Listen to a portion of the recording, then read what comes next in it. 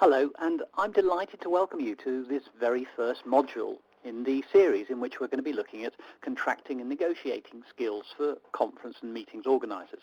My name's Richard John, and I'm going to be taking you through the next 10 sessions. In this first one, what I want to do is talk about, well, as it says on the screen, why events are different. Now, they're not different in the sense that they don't follow the traditional rules of profit and loss, but there are some very unique factors that we have to address in our industry, and we use some quite unique jargon. Now, it may be that you've been in the industry a few years and you're familiar with much of these expressions and phrases. It could be that you're relatively new and you're not entirely sure what they mean. Either way, what I'm going to do just in the next 20 minutes or so is go through some of the issues that are quite unique to this wonderful industry of meetings and events. And we're going to have a look and see what they mean for you in practice. Now, why is this so important? Well, although meetings are unique in many respects, as I say, they do follow the very basic laws of business planning. And one of the things we want to look at is making sure that we're always getting the very best deal.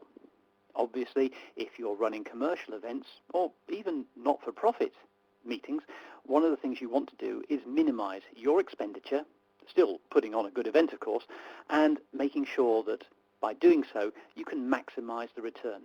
If you're a commercial organization, you'll use words like profit. If you're a not-for-profit association, you'll still be familiar with the idea of a surplus. And what we want to do is look at every opportunity to minimize the costs involved in running events, and that might surprise you, just some of the ways those costs appear, and see how easily we can make some pretty dramatic changes to the bottom line. So, welcome on board. Let's get started. This is a bit of a difference business, as I mentioned, and we do use some very, very unique jargon. And at the end of the day, we're involved in putting on meetings, conferences, effectively a bit of show business. We want to make sure that every penny we spend can really be seen by our audiences. So generally, there it is up on the screen. However, that doesn't mean that there aren't some things we need to think about.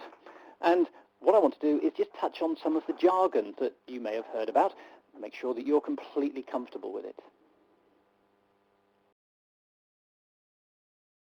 Would you be familiar with someone telling you about an RFP? Are you sure you know what's meant by subvention? What about this DDR? How about attrition? And then mitigation. Oh, and one I'm sure you're all very familiar with, the issue of commission.